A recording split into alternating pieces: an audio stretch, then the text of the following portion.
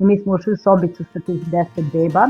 Sad im je već prošao i obrok i sve, imali su to svoje vreme za igru, bili su na tepihu sobice, i onako mi smo ušli, oni su svi ovako otvorili okice i pogledali ka nama, ali bila potpuna tišina. I onaj moment koji si spomenula na početku za romsku decu, nekako ne postoji nikakva razlika. Znači, apsolutno je